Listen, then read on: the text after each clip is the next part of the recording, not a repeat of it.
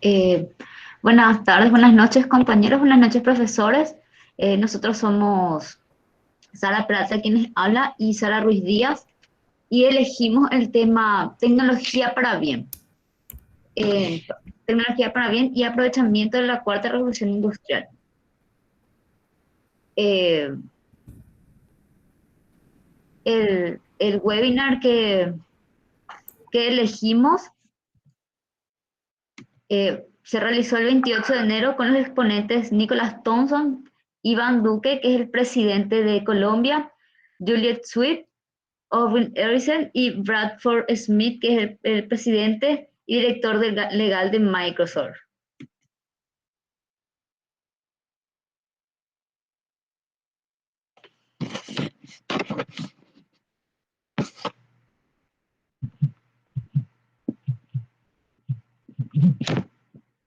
Bueno, la tecnología para bien siempre es destructiva, crea ganadores y perdedores, destruye unos empleos y crea otros, y introduce un profundo cambio social.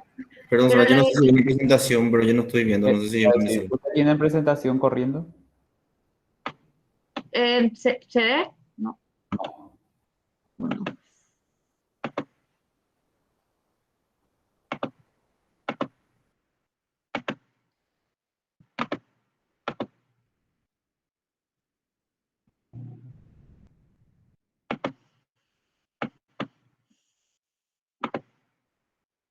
¿Y ahora? Ahora. Bueno, bueno.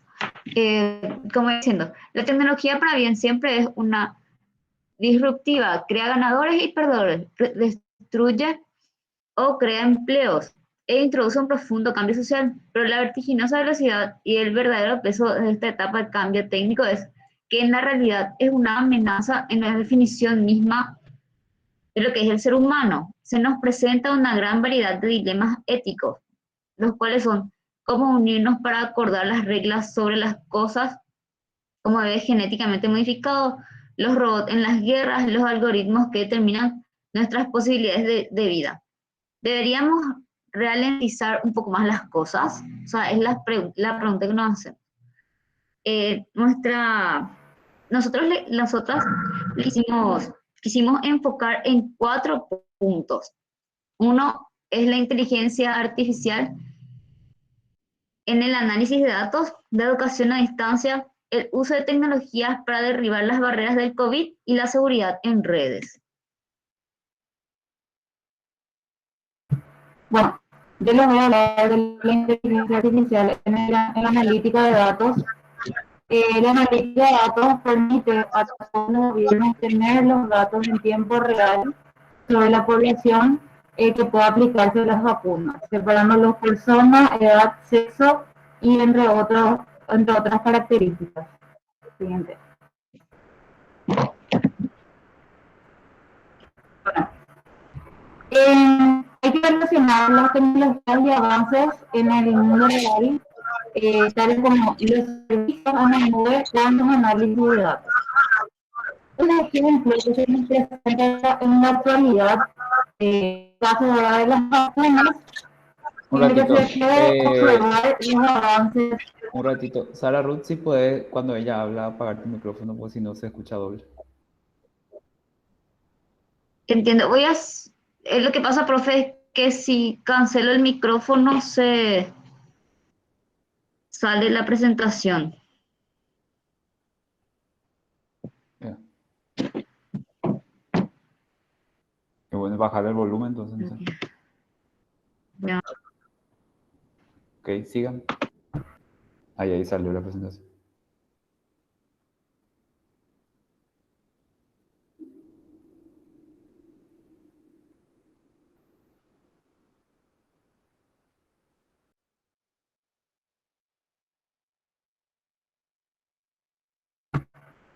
Bueno, y también se eleva el éxito de la tecnología digital. Debido al soporte de datos que se necesitó para el registro de millones de personas alrededor del mundo, separarlos por rango de edad, enfermedad, el sexo, entre otros. Así también, como para tener un calendario para el agendamiento de personas que previamente se registraron.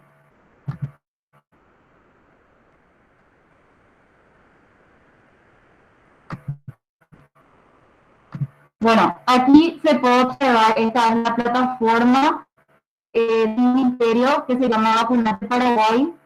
Es el lugar en donde se hacen los registros.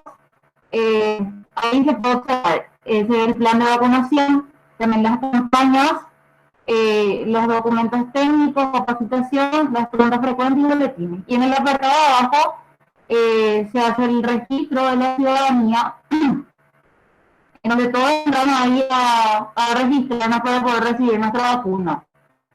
Consultar registro es para saber si es que ya te vacunaste, cuántas dosis ya recibiste. Después tenemos para el personal de salud, tenemos el registro para los extranjeros, inscripción vacunados, tenemos al centro de vacunación, o sea, todos los vacunatorios están habilitados para atención al cliente, o sea, para poder vacunarse. Tenemos el registro, consultor, o sea, la consulta del registro.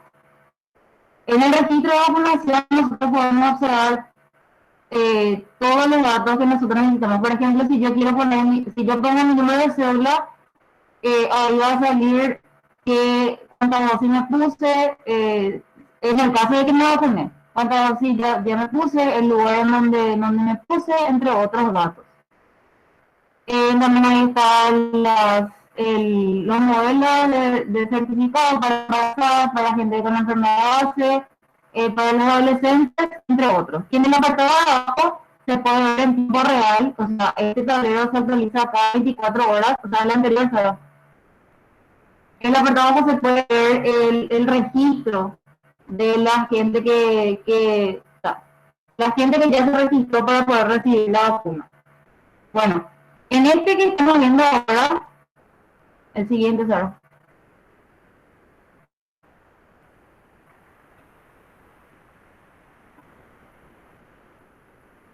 Bueno,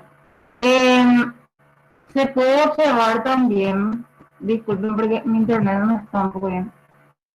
En la parte del registro de los vacunados, ahí por ejemplo se puede ver que yo puse mi número de cédula, ahí sale entonces mi nombre,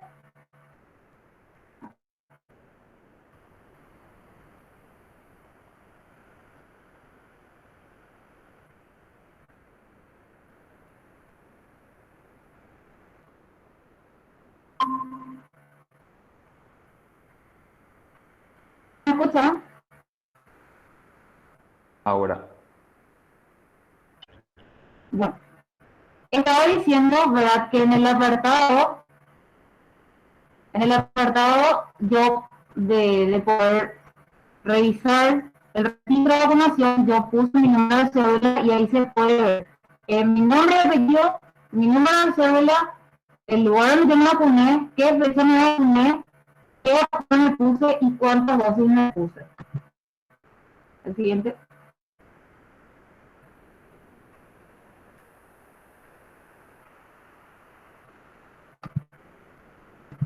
Bueno, en el segundo punto tenemos la educación a distancia.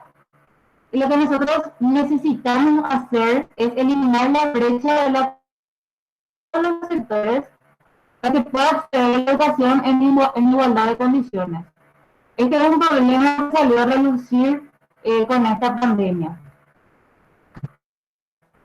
Bueno, Paraguay mostró que el acceso a Internet sigue de manera sumamente desigual entre los hogares más ricos y los más pobres.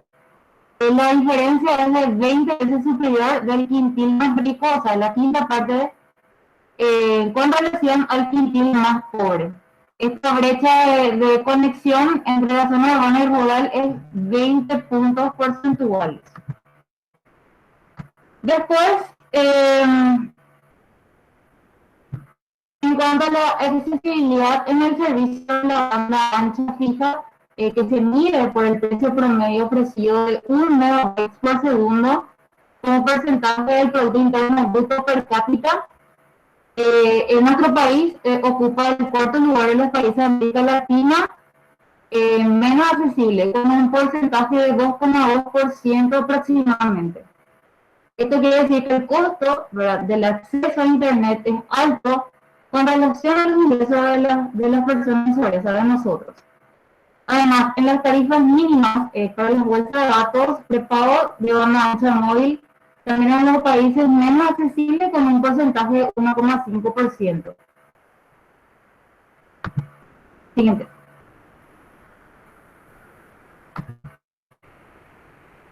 Bueno, el costo promedio de los planes básicos de la banda ancha fija de las 4 compañías proveedoras de servicio es aproximadamente 130.250 guaraníes, unos $21,99 por mes. Esto representa un 4,39% de la renta nacional bruta por habitante. Eso sería EBNB $493 por mes. La banda ancha móvil accesible, el siguiente, Sara.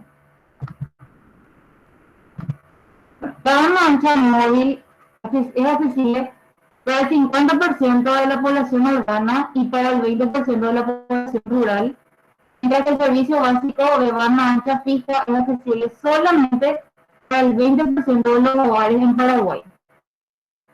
Datos de la encuesta permanente de hogares del 2019 indica que el 81% de los niños y adolescentes en una rango etaria de entre 5 y 17 años de edad escolar no cuentan con conexión a Internet en sus viviendas. También quienes acceden a Internet desde notebooks, un 39,9% se conecta diariamente, un 35,6% entre 2 y 3 veces por semana y un 22,3% una vez a la semana. Luego tenemos que el 92% de los alumnos matriculados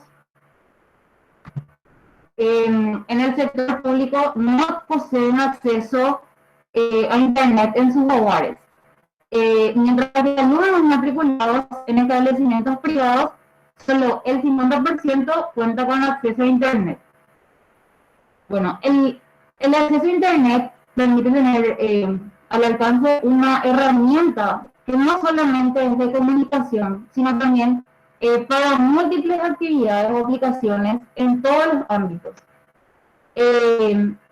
posibilitando el desarrollo social y económico del país, o de todos los países. Es clave, ¿verdad?, que esta pandemia sea el que haga puntapié para poder acelerar la reforma educativa que incluya un análisis de impacto previo y posterior a las implementaciones de tecnología en la misma.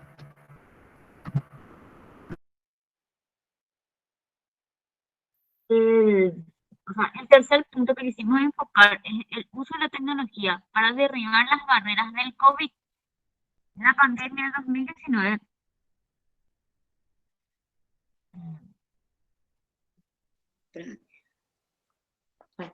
La pandemia del 2019 representó una transformación en un corto periodo de tiempo en donde las sociedades enteras tuvieron que adaptarse para sobresalir o sobrellevar estos 2 años de pandemia que fueron. Entonces, la COVID-19 forzó un avance en las industrias farmacéuticas para el desarrollo, prueba y fabricación de las vacunas en grandes cantidades y en un tiempo récord. Prácticamente en lo que fue un año y algo, las vacunas ya estaban en venta.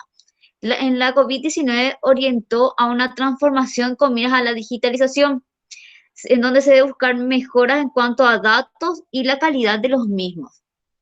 También se pudo desarrollar lo que se llamó comúnmente el home office, en donde el Paraguay se tuvo que adaptar y varias empresas a la virtualidad.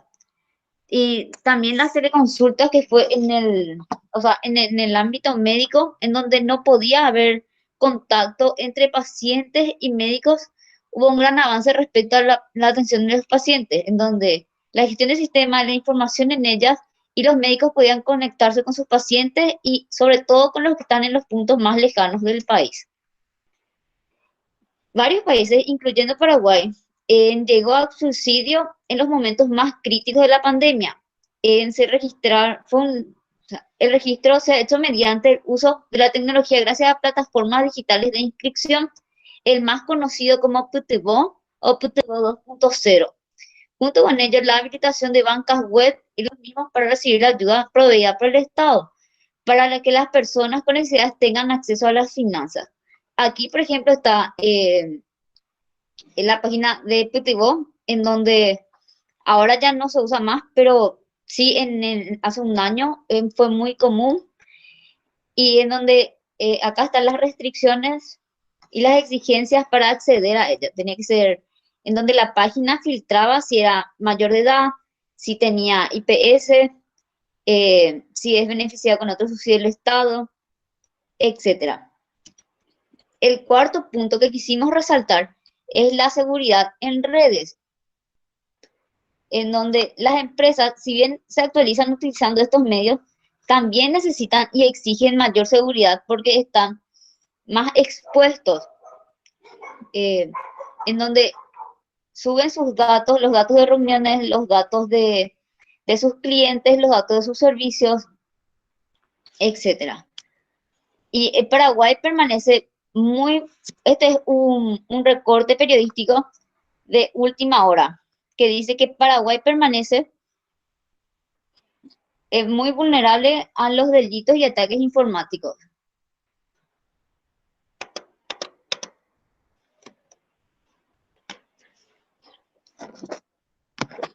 O sea, porque a pesar del aumento de los hechos punibles en la web, los organismos de seguridad paraguayos cuentan con muy pocos recursos para prever o combatir. Si bien hay una ley que es la 4.439 de 2011, que establece penas de hasta 5 años de prisión, los delitos informáticos siguen, y los ataques cibernéticos, porque son muy difíciles de rastrear o simplemente no son rastreables. Muchas gracias. Voy a activar mi micrófono. Ok, bueno, chicas. Profe, voy a salir de uno porque estoy conectada a dos. Ok, no hay problema. A dos. Las exposiciones que estamos haciendo Ahora ahora, sí. o sea, van en general para todos, ¿verdad? Es la primera vez que estamos haciendo en la cátedra, aunque los que pusieron ya con Amica, seguro que los que le conocen ya saben también cómo se evalúa, ¿verdad?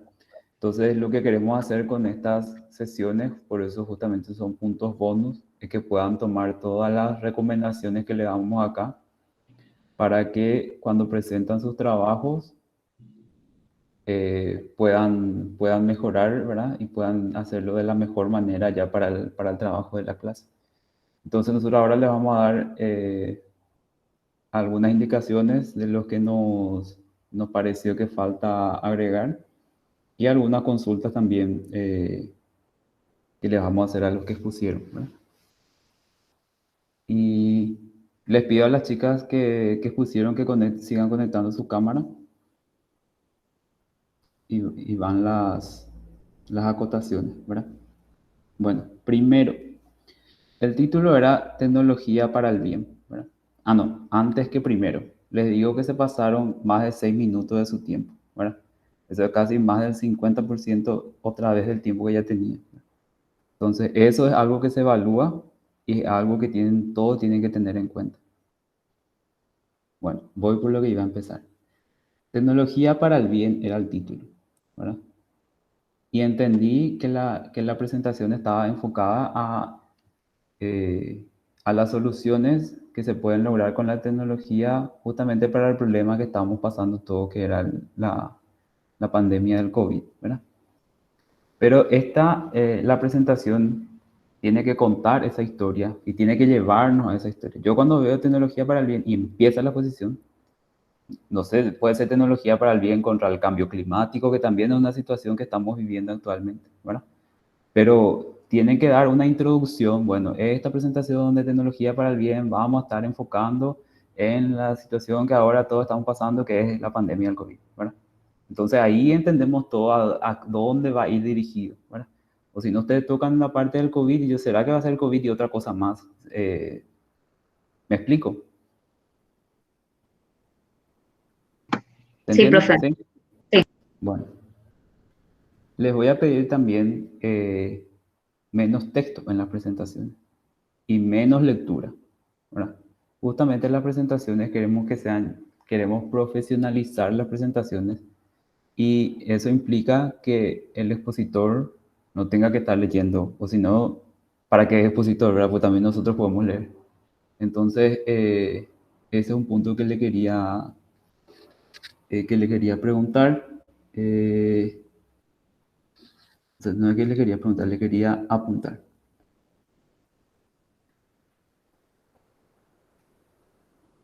Y bueno, y para que tengan más seguridad a la hora de exponer, importante que practiquen y practiquen y practiquen. Primero siempre nos cuesta a todos, ¿verdad?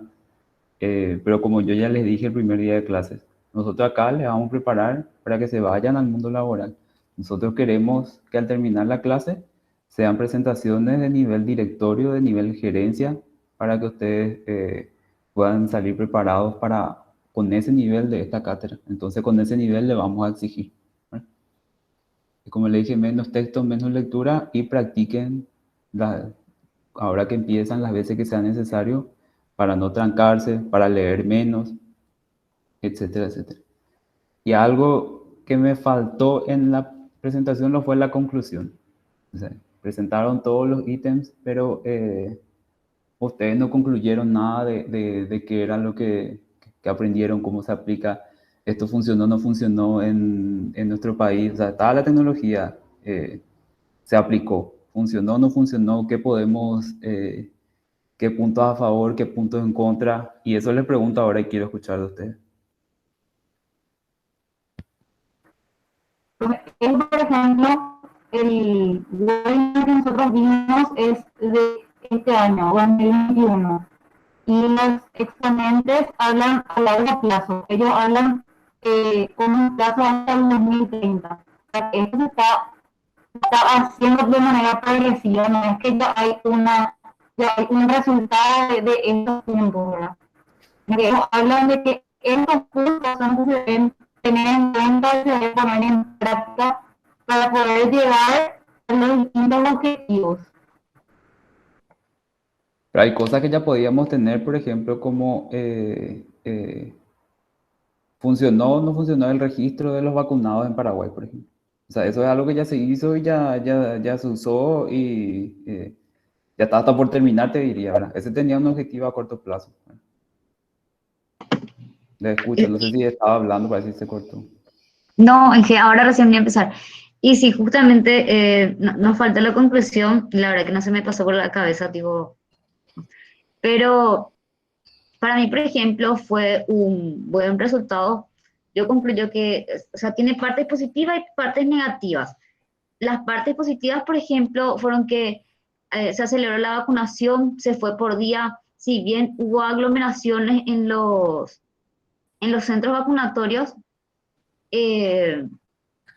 tipo, se pudo separar por números de cédula, pero lo malo fue la mala gestión de de las vacunas, por ejemplo, no se gestionó a tiempo y si se sabía la cantidad de personas que había porque se hizo el registro previamente, al final se acabaron las vacunas y a las personas que no tuvieron contaminación de cédula 8 y 9 no alcanzaron. Creo que al mediodía ya se acabaron las vacunas y formaron y recorrieron los centros vacunatorios y no se pudieron vacunar por esa parte.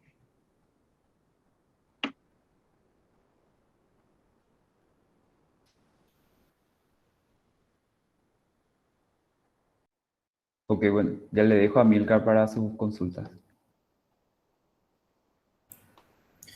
Ok, gracias Iván. A ver, Esta presentación o este trabajo, ¿verdad? Que nosotros les pedimos, que si bien es un punto bonus, tiene como 3 objetivos importantes, ¿verdad?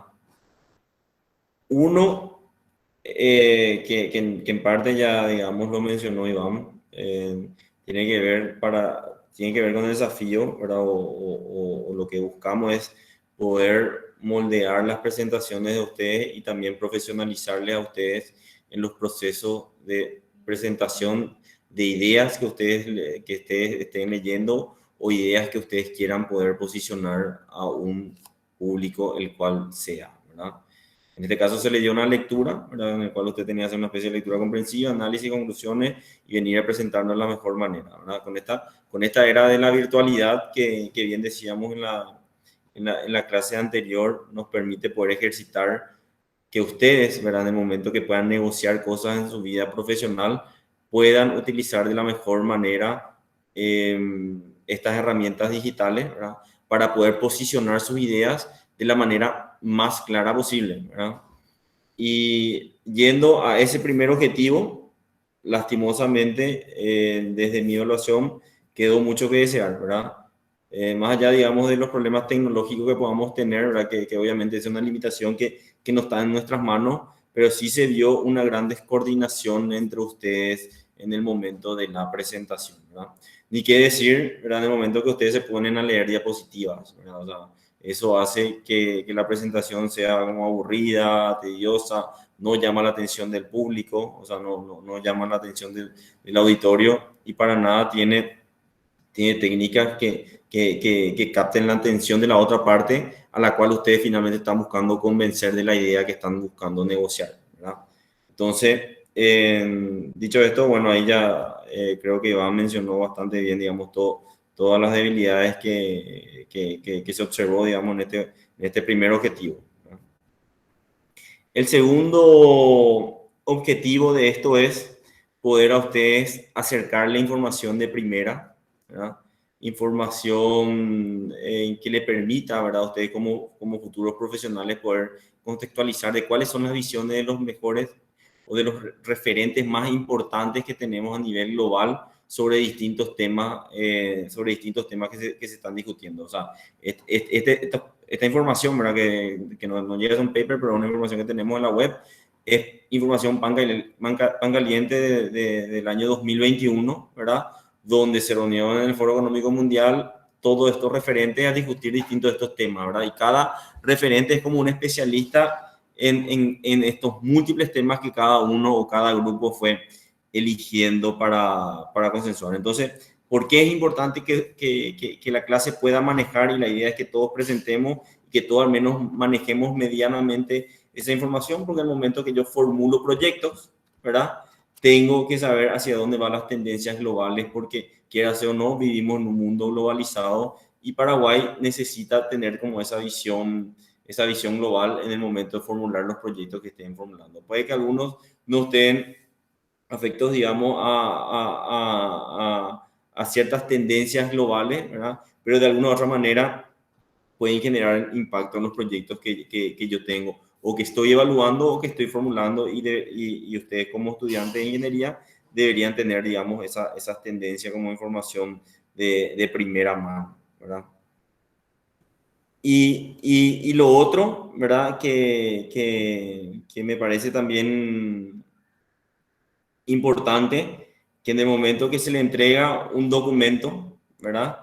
Que ustedes entrenen, o el objetivo de esto es que ustedes puedan hacer una especie, que hagan el ejercicio de lectura comprensiva, que hagan el ejercicio y busquen estrategias de motivar al auditorio y que finalmente puedan convencer o puedan llamar la atención para que lo que ustedes leyeron nos dejen al menos ciertos mensajes clave y todo lo que estuvimos viendo podamos entender de qué trató esa lectura que ustedes nos están presentando, ¿verdad?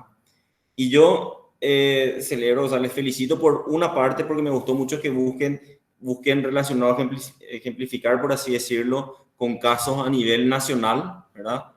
Pero de todo lo que ustedes dijeron, a mí no me quedó claro cuál fue finalmente el mensaje clave de toda esa conversación que creo que duró al menos 40 minutos que ustedes tuvieron la oportunidad de entender, ¿verdad? Entonces, ahí la pregunta de nuevo, ¿verdad?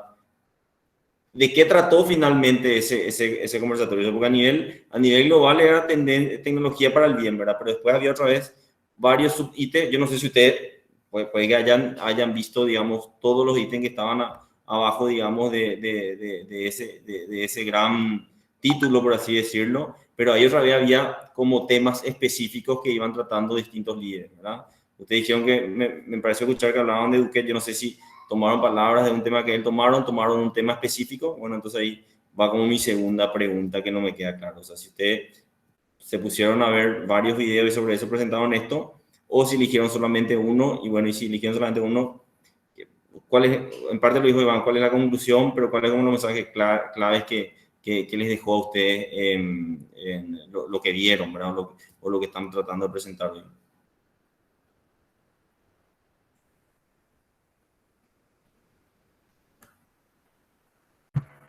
Primero, antes que nada, quería hablar sobre el tema de la información que tuvimos entre nosotras.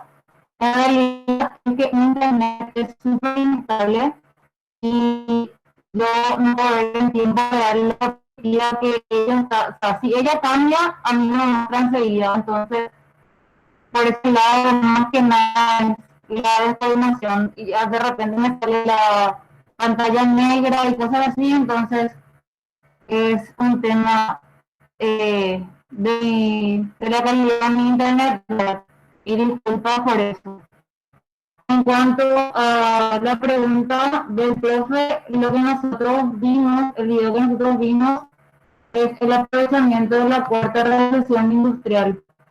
No pudimos, lastimosamente no pudimos ver todos los videos porque la mayoría está en inglés y mi compañera y yo no entendemos el inglés y ese es uno, o sea, solamente ese es que estaba en español. Entonces por eso se basó en eso nada más nuestro trabajo.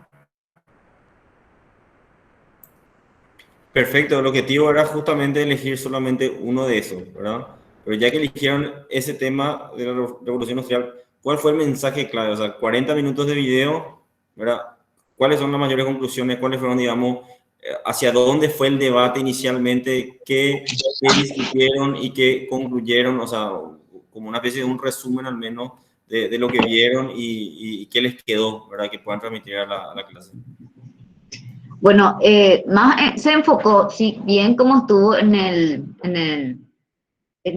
sea, fue a comienzo de año, se enfocó en lo que fue el COVID, pero también o sea, también se dio como que hay que invertir o sea, en la capacitación de jóvenes. Y, recuerdo también que el presidente de Colombia había dicho que de aquí a un año, por ejemplo, ellos tendrían 100.000 programadores y están invirtiendo en sus redes para que a largo plazo Microsoft también pueda tener una sede en Colombia. Entonces, a mí, por ejemplo, lo que me dejó en claro fue que es importante tener presente la tecnología y como país hay que invertir en la investigación sobre tecnologías y esas cosas.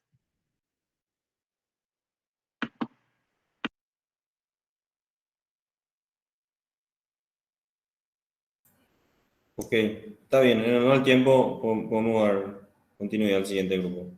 Gracias, chicos. Guillermo Ivonne. Hola. Voy a presentar entonces. ¿Se me escucha? Sí, adelante.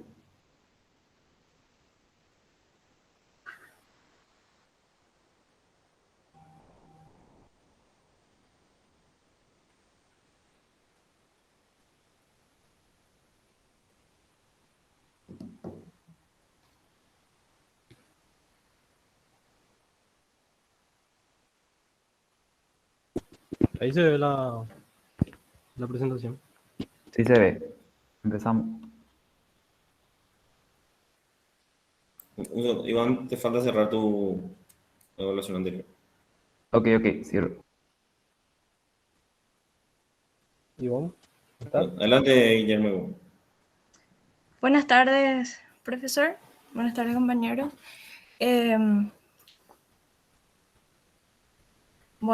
Queremos empezar diciendo que el Foro Económico Mundial se trata anualmente en lo denominado Davos, Agenda. Uno de los temas es el futuro del trabajo, que es el que nosotros elegimos, con Guillermo Acosta y quien les habla, Ivonne Cáceres.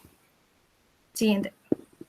Bueno, el Foro Davos de este año, en el gran reinicio tras la pandemia, se lleva a cabo durante más de 50 años, actualmente es el año número 51, donde líderes, empresas, gobiernos, organizaciones internacionales, la sociedad civil y el mundo académico se reúnen para abordar cuestiones críticas al comienzo de cada año, con la finalidad de mejorar el mundo. La edición de este año se iba a dar una en enero y otra en agosto, la cual fue suspendida por la incertidumbre de la pandemia y probablemente se lleve a cabo en la versión 2022. La pandemia de COVID-19 ha demostrado que ninguna institución o individuo por sí solo puede abordar los desafíos económicos, ambientales, sociales y tecnológicos de nuestro mundo. Sabemos también que se han acelerado tendencias como la digitalización o la necesidad de un desarrollo sostenible y también inclusivo. Siguiente. El futuro del trabajo. El COVID-19 está dificultando que todos obtengan un trabajo y una educación decente, especialmente en poblaciones marginadas y vulnerables. Los numerosos avances tecnológicos en los últimos tiempos están modificando rápidamente todas las fronteras entre las actividades que realizan los seres humanos y las que son ejecutadas por máquinas, o sea, por automatización, y eso está haciendo que se transforme lo que es el mundo del trabajo. La agenda Davos se centrará en soluciones para garantizar que el futuro del trabajo y la disrupción social sean sostenibles e inclusivos. Para reconstruir mejor debemos cerrar la brecha de habilidades, hacer que los lugares de trabajo sean más inclusivos y priorizar la salud y el bienestar de los trabajadores, de lo cual estaremos hablando a continuación. Y también decir que los acontecimientos del año pasado han perturbado el trabajo, aparte de la educación y la sociedad. Le cedo la palabra a mi compañero. Entonces yo voy a estar hablando de los puntos claves. A continuación voy a decir el punto número 1, que es cerrar la brecha de las habilidades. Lanzada en la reunión anual del foro en enero de 2020 en Davos, la plataforma de revolución de la recapacitación tiene como objetivo proporcionar mejores empleos, educación y habilidades a 1.000 millones de personas durante los próximos 10 años. Para que puedan acceder a lo que serían los trabajos de la cuarta revolución industrial.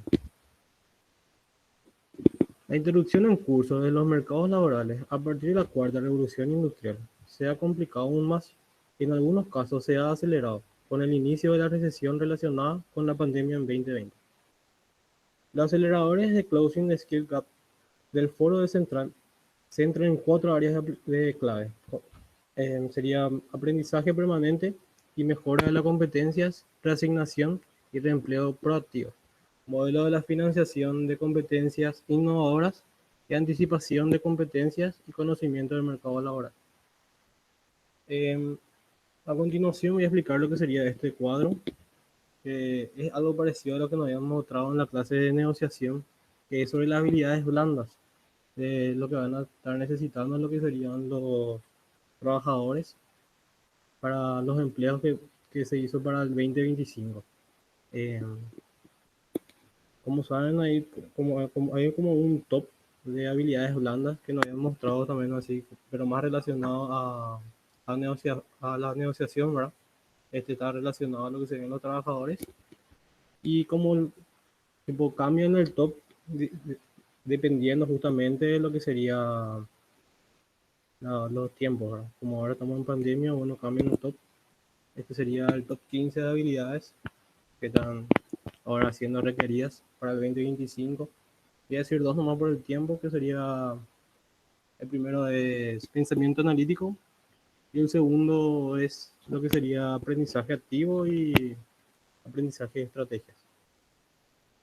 Entonces, ahora voy a hacer lo que sería el punto 2, que es hacer que los lugares de trabajo sean más inclusivos.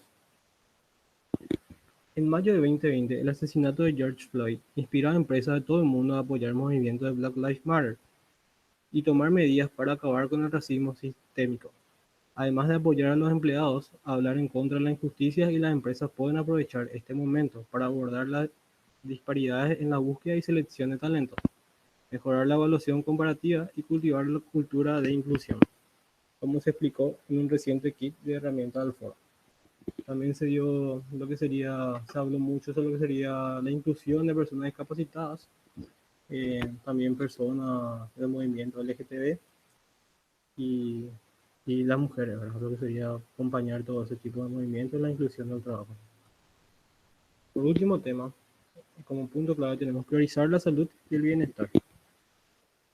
En la pandemia ha acelerado algunas mejoras. Según un estudio antes del COVID-19, solo la mitad de los trabajadores en todo el mundo dijeron que en su empresa se preocupaban mucho por el bienestar de los empleados. Durante la crisis, por el contrario, el 80% de empleados de los Estados Unidos sintieron que sus líderes habían actuado de manera proactiva para proteger la salud y seguridad.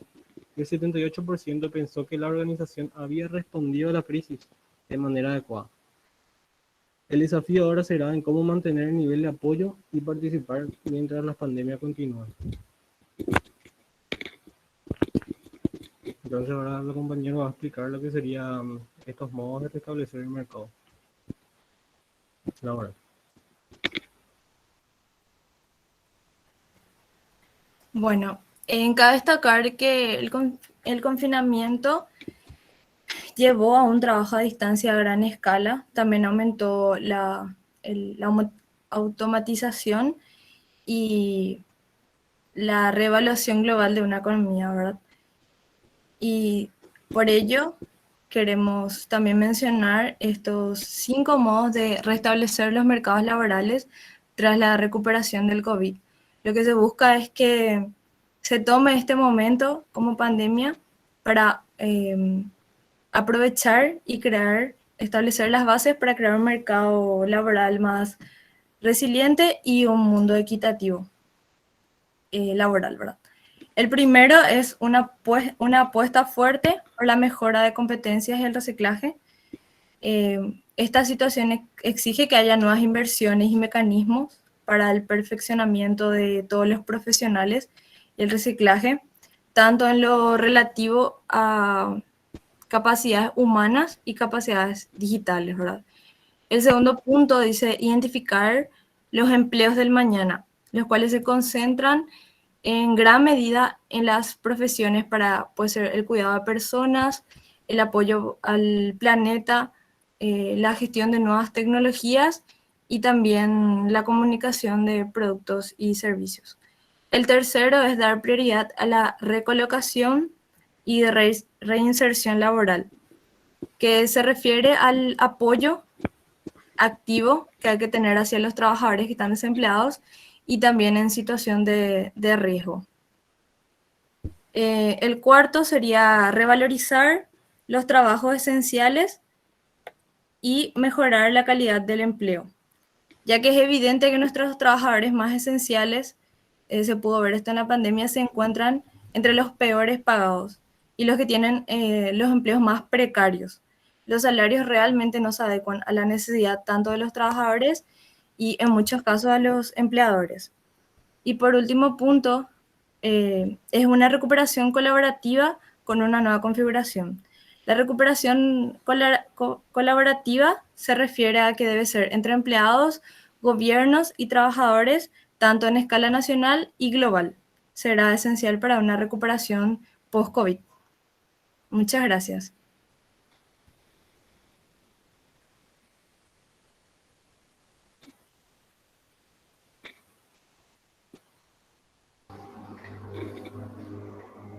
¿Qué tal, chicos? ¿Cómo están?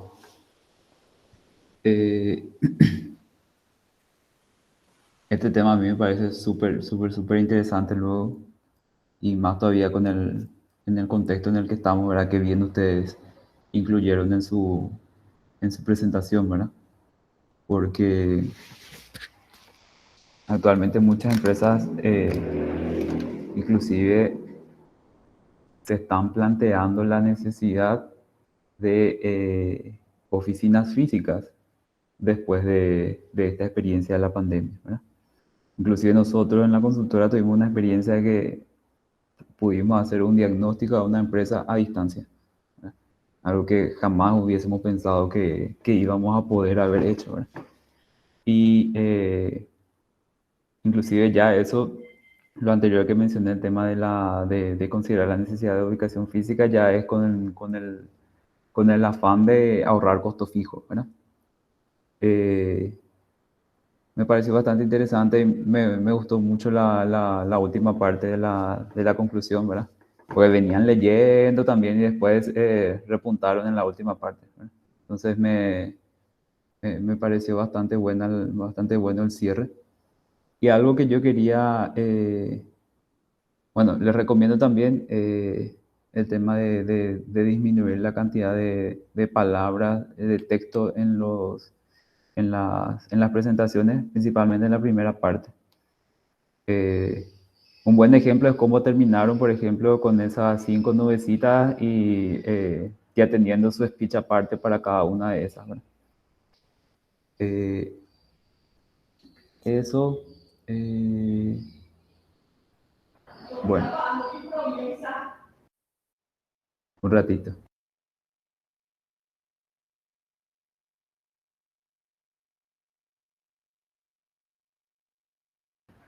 Disculpen. Bueno, no sé ni en qué me quedé. Estaba hablando estaba hablando de la presentación, ¿verdad? El tema de disminuir texto y disminuir las partes leídas también, ¿verdad? Hay una duda que yo le voy a preguntar por ignorante, pero yo no sé, por ejemplo, qué es la cuarta revolución industrial. No sé si me pueden explicar.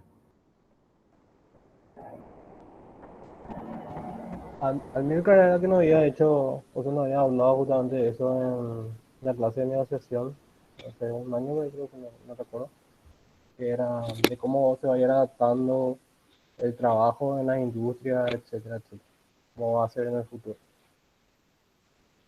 ¿Y por qué es la cuarta? ¿Hubieron otras tres antes? O sea, obviamente la primera, ¿verdad? Que todos sabemos, pero... Ahí me mataste. No sé si Ah, hubo, ok. seguramente que hubo unas tres y por eso hay una cuarta. Bueno, de mi parte todo, me gustó el cierre porque se vio como una conclusión, ¿verdad? Del trabajo que habían hecho. Cumplieron con el tiempo también, eso está bueno. Y lo que le dije, las recomendaciones que ya les indiqué y también que lo que le dije al grupo anterior, que practiquen sus exposiciones antes de presentar para poder crear ese hábito y crear en ustedes mismos esa seguridad antes de presentar. Porque cuando titubeamos, cuando nos trancamos, es cuando estamos inseguros. Y cuando estamos inseguros es cuando no practicamos. O no. Hay gente ya que con el correr del tiempo o manejando el tema ni necesita practicar porque tiene todo en la punta de la lengua, ¿verdad? Pero para ustedes, para nosotros que empezamos este tema de las presentaciones y que ya va a ser una constante en la vida de ustedes al salir de la facultad, eso es bueno para reforzar, ¿verdad? Así que les dejo con Amílcar. Sí, muchas gracias, Iván. De nuevo, excelente el tema, mal la parte de lectura, lastimosamente, ¿verdad? Ya les mencionó Iván ahí un buen tip de tener ciertos gráficos que le ayuden a ustedes a recordar, pero en todo caso pueden tener sus apuntes de mano para tipo ayuda a memoria y no necesariamente estar leyendo directamente la presentación, ¿verdad? Eso me parece una buena técnica, ¿verdad? Pero el tema indiscutiblemente excelente. Si mal no recuerdo, respecto a la pregunta de Iván sobre la cuarta revolución industrial, tiene que ver obviamente la creación de la máquina del vapor, ¿verdad? O sea, ahí se genera, digamos, todos los procesos industriales de manufactura, en línea, las grandes industrias, pasamos de la era artesanal, por así decirlo, empezar a producir en masa, ¿verdad? Ahí nace la escuela de ingeniería industrial en el mundo, por así decirlo, o los procesos industriales. Luego viene el salto con toda la parte de la invención de la electricidad, ¿verdad? Eso genera toda una gran disrupción de nuevo en los procesos productivos.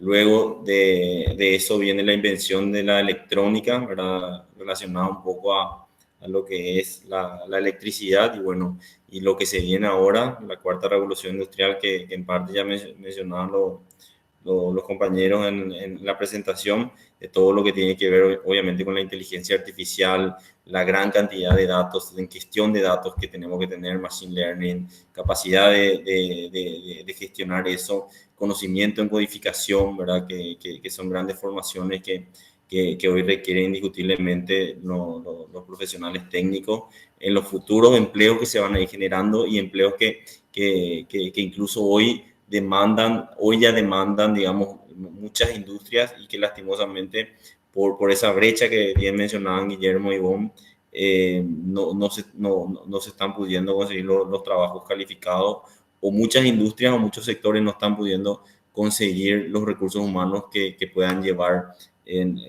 o puedan atraer inversiones, principalmente en Latinoamérica, Sudáfrica y países subdesarrollados, que puedan traer inversiones de alta tecnología, ¿verdad? Eso indiscutiblemente es un gran desafío que nosotros tenemos como Latinoamérica, ¿verdad? En Paraguay, de hecho, el convenio que se creó de crear la universidad esta técnica con Taiwán es por eso, porque si bien saben, digamos, todas estas disputas, por así decirlo, políticas de alguna u otra manera entre China continental y China-Taiwán, hay un reclamo, digamos, a nivel político de que Taiwán podría atraer grandes inversiones también en Paraguay, no solamente dejar en la industria, o sea, no solamente dejar sus inversiones en San Paulo, donde están muchas de sus industrias, pero ellos dicen, ok, nosotros podemos llevar nuestra industria, pero usted no tiene el capital humano que pueda administrar y gestionar las industrias que nosotros tenemos, o sea, que a nosotros nos dedicamos, ¿verdad? O sea, Taiwán, todos podemos tener un iPhone, todos podemos tener un Samsung, pero la realidad es que atrás de estos teléfonos celulares están los famosos microchips, ¿verdad? Y Taiwán es top en el mundo de producción de microchips, ¿verdad? Y eso es tecnología de punta indiscutiblemente, ¿verdad? Y para eso se necesita muchas habilidades que lastimosamente nuestro mercado no tiene la capacidad de poder abastecer a esas industrias, ¿verdad? Pero bueno, un caso también que leí esta semana que me parecía súper interesante poder mencionar y reflexionar un poco también con ustedes respecto a esto, para no ir muy lejos, la Toyota Company, ¿verdad? La Toyota que tiene su planta en Argentina, creo que ellos fabrican las Hilux en Argentina. La semana anterior salían las noticias que ellos no estaban pudiendo iniciar operaciones porque no conseguían 200 operadores que hayan terminado el ciclo básico. Ni siquiera están buscando 200 ingenieros electrónicos, ni siquiera están buscando 200 ingenieros industriales o administradores, simplemente están buscando 200 personas que hayan terminado el ciclo básico. Imagínense lo grave que es eso, y no consiguen, ¿verdad? En la región donde fueron a instalar. Y ahí viene lo interesante, ¿verdad? De estas lecturas que nosotros les compartimos y cómo se linkea, digamos, en la perspectiva de formulación de proyectos, ¿verdad? Porque cuando formulamos proyectos, evaluamos proyectos, podemos ser muy buenos analizando la inversión que tenemos que traer de afuera, analizando los metros cuadrados de la planta, analizando incluso las proyecciones de venta, etcétera, pero en algo tan simple, ¿verdad? Como hacer el estudio, digamos, de las capacidades de los recursos humanos, puede hacer que nuestros proyectos fracasen, ¿verdad? Entonces, tener en cuenta, digamos, que todo el desarrollo tecnológico, ¿verdad? De los automóviles en el mundo, de toda la tecnología de celulares, va hacia habilidades de la cuarta revolución industrial, es algo que los ingenieros industriales no podemos desconocer, ¿verdad? Tenemos que saber que hacia ahí va el mundo y hacia ahí vamos, querramos o no querramos, ¿verdad? Y esos son los grandes desafíos que tenemos nosotros como sociedad, como academia y como ingenieros, de poder identificar y de no quedarnos como en la era artesanal, ¿verdad? Porque finalmente eso repercute en su desarrollo y bueno, en todo lo que ya sabemos, digamos, los efectos económicos que eso puede tener, ¿verdad? Incluso este contexto de pandemia, aquellos que son gamers y les gusta también los videojuegos, sabrán cómo subieron los precios exponencialmente de todo lo que son las computadoras, ¿verdad? Justamente por el tema de los microchips, ¿verdad? O incluso la venta de vehículos, o sea, muchas plantas, incluso de Europa, no sé, la Mercedes, BM y otras marcas, no están pudiendo terminar sus líneas de producción porque hoy hay una sobredemanda de microchips en el mundo por la cantidad de celulares, por la cantidad de computadoras que se están comprando, y hizo que increíblemente hoy existan, por ejemplo, autos usados más caros que autos 0 kilómetros, así es loco, ¿verdad? ¿Por qué? Porque la inmediatez de tener el vehículo hace que el mercado de alguna u otra forma pondere eso y esté dispuesto a pagar un poco más por un auto usado, pero que ya lo va a tener en forma inmediata y no estar esperando, no sé, 6, 8 meses o un año en poder recibir su 0 kilómetros, ¿verdad? Entonces, todas esas consideraciones, todas esas perspectivas, ustedes como formuladores, evaluadores de proyectos, tienen que poder conocer, tienen que saber cuáles son las tendencias globales, dónde estamos, cómo estamos, y eso es un poco también el objetivo principal de estas lecturas que queremos compartir, ¿verdad? Y ahí, sobre lo que ustedes presentaban, tenía como una pregunta, reflexión, y esto va como para toda la clase, ¿verdad? Podemos abrir un poco incluso el debate porque me parece un tema interesante. Me imagino que más de uno habrá escuchado hoy el conflicto que tuvimos o que tiene el gobierno, la sociedad, por así decirlo, con estos fleteros, ¿verdad? ¿Quién habló a escuchar del conflicto de los camioneros, por así decirlo, que vinieron, cerraron la costanera? ¿Cómo se relaciona ese conflicto en particular, ¿verdad?, con lo que presentaban los compañeros, ¿verdad?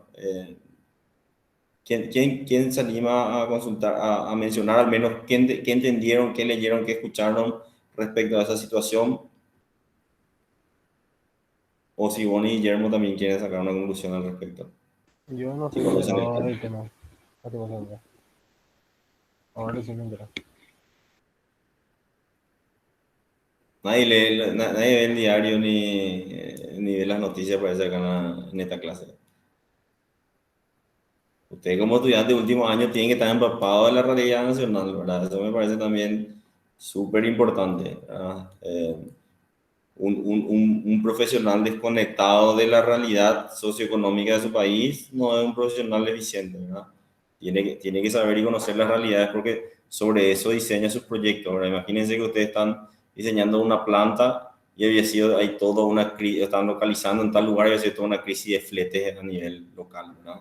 O cómo afecta anualmente y cómo viene afectando anualmente la bajante de los ríos, ¿verdad? Que ya también es algo preocupante que se empieza ya a volver algo rutinario y no al azar como era en años anteriores, ¿verdad? Relacionado obviamente a todo el efecto de cambio climático, etcétera, que no sé si alguno de los grupos tocó ese tema, ¿verdad? Pero eso está totalmente relacionado. O sea, si yo diseño una planta, ¿verdad?, y diseño para poder sacar mis productos por la vía fluvial, pero había sido el cambio climático, me está cambiando las condiciones y me cambia, digamos, el modo de transporte para poder sacar mi producto, y eso puede que me haga inviable mi proyecto, ¿verdad? Entonces, todas esas consideraciones tenemos que poder evaluarlas y tenerlas en cuenta, obviamente, en los momentos de formular nuestros proyectos. ¿Está bien? Profe, yo Sí. no estoy muy informada del tema, pero entiendo que ellos tenían un acuerdo verbal y que eso no se cumplió, entonces fueron a reclamar. Algo así fue, ¿no? Sí, pero ¿qué eso demanda?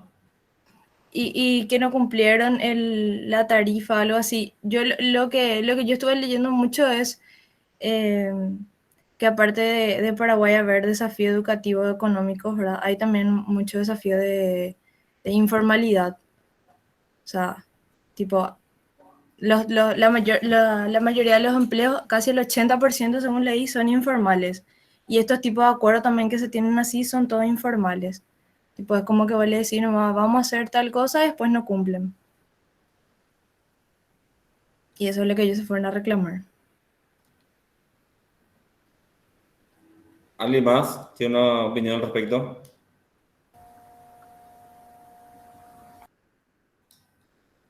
¿Alguien sabe que Cerro Juega está jugando un partido de la Libertadores? Por lo menos eso me imagino que saben, ¿no?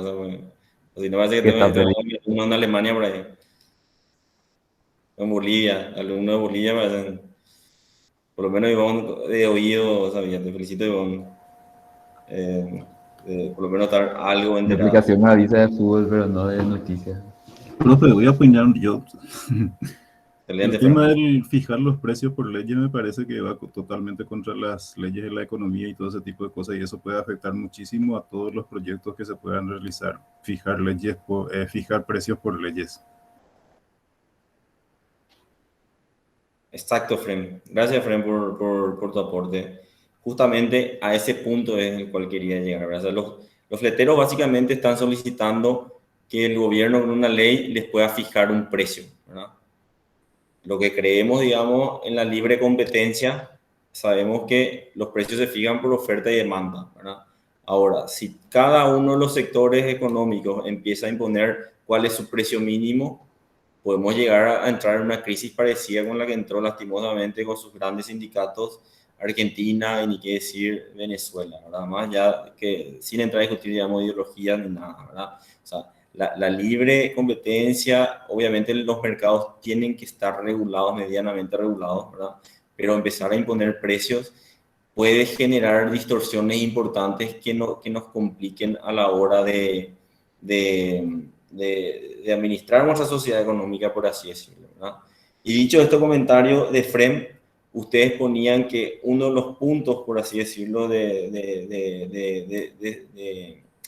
los desafíos que se tenían respecto al tema de los trabajos inclusivos era justamente no solamente cerrar brechas en habilidades, que me parece súper bien, ¿verdad? Que lo hablábamos, el caso de Toyota, como un buen ejemplo, ¿verdad? De poder formar gente a las necesidades que tiene hoy la industria o los sectores de servicio, etcétera, ¿verdad? Pero también hablaban de reivindicar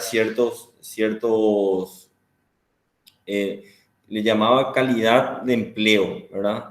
Pero ahí mi pregunta es, si la calidad, ¿cómo se entiende esa calidad de empleo? O sea, yo no tengo una postura sobre esto, pero me gustaría invitarles a ustedes a la reflexión, ¿verdad? Incluso si pueden poner esa última diapositiva a Ivonne o Guillermo, ¿verdad?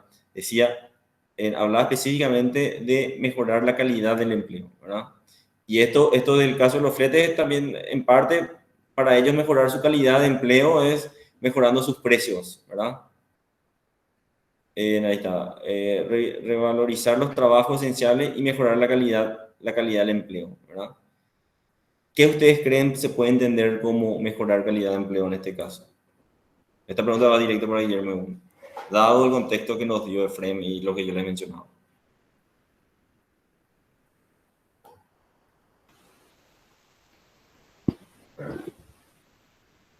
¿Me escucha? Sí.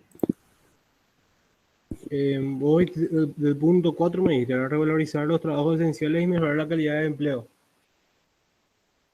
Exacto. La misma reivindicación que hacen los fleteros, ¿verdad? Ellos dicen que se reivindique su trabajo, que ellos también es meritorio, y por eso ellos exigen un precio mínimo, ¿verdad? Esa es su reivindicación de calidad de empleo, ¿verdad? Pero ¿y qué reflexión a usted le queda sobre ese punto 4, ¿verdad? Que usted presenta como un modo, digamos, de mejorar los trabajos, por así decirlo, para el futuro global, que es lo que presentaron. Y para mí todo tiene que empezar primero así. O sea, viste que Ivonne había dicho que era todo hablado. Y siempre para mí tiene que estar primero escrito, ¿verdad? Como una ley o sea, para que se pueda cumplir, para que haya una... O sea, en el caso de que no se cumpla, haya un reclamo más formal y para que no quede hablado, ¿no? Todo lo que estaban pidiendo, ¿no? No, pero independiente del caso de los fleteros, ¿verdad? Si yo les digo a ustedes, bueno, ok, vamos a trabajar en el punto 4, ¿verdad? O sea, no sé, identificar el empleo de mañana ya parece entre comillas fácil porque entendemos lo que es la cuarta revolución industrial y sabemos que tenemos que apostar al tema de análisis de datos, manejo de codificación, manejo de machine learning, etcétera, etcétera, ¿verdad? O sea, Sí. ahí, no sé, ya tenemos resuelto eso, ¿verdad? Ahora, si tenemos que trabajar y profundizar en el tema 4, ¿verdad? Sí. ¿Qué entendemos que podemos proponer como mejorar la calidad del empleo? Esa es mi pregunta. Justamente ahora está como desafío eso de mantener lo que sería lo de la calidad del empleo por el tema de la salud, ¿verdad? Que se sigan cumpliendo lo de las normas de seguridad, etcétera, etcétera. Justamente acá habían citado el desafío ahora será mantener este nivel de apoyo y participación en la pandemia. Profe, yo quisiera Adelante, comentar algo. adelante, adelante. Sí, yo creo que mejorar la calidad del empleo no se refiere solamente a los salarios, ¿verdad? O sea, obviamente es un punto muy importante las tarifas mínimas, los salarios, todo eso, pero es también que, ¿cómo puedo decir? Que el lugar no sea precario, por ejemplo, en los hospitales, ¿verdad? Aparte de que los médicos, las enfermeras y todo eso tengan un buen salario, ellos merecen trabajar en un lugar digno. Realmente, tanto público como privado, da mucho que desear los hospitales. Eso quisiera acotar. Ahí hay otros rubros más, ¿verdad? Ok, perfecto. Gracias, Ivonne y Guillermo.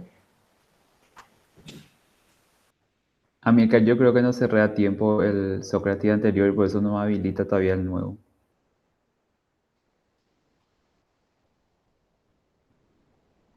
¿Verdad?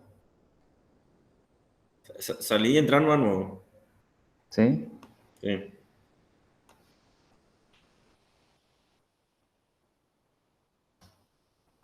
Un segundo mientras evaluamos este grupo. ¿Se puede preparar el siguiente? Oh, demonios. Magalí, Teresa, sí, preparan.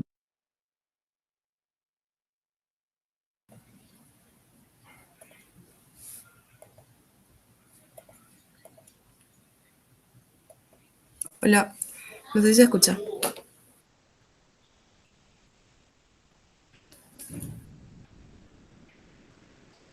Sí se escucha. Presentan y nos aguardan un ratito. Desde ya le pido disculpas porque al lado están viendo el partido.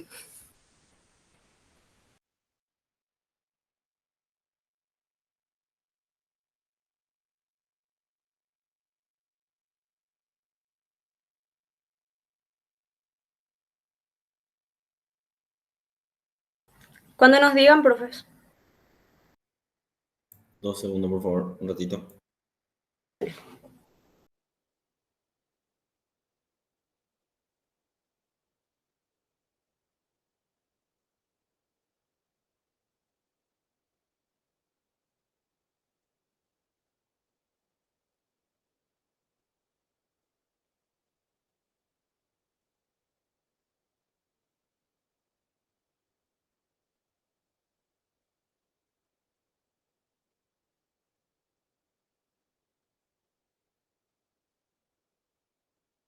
Yo estoy.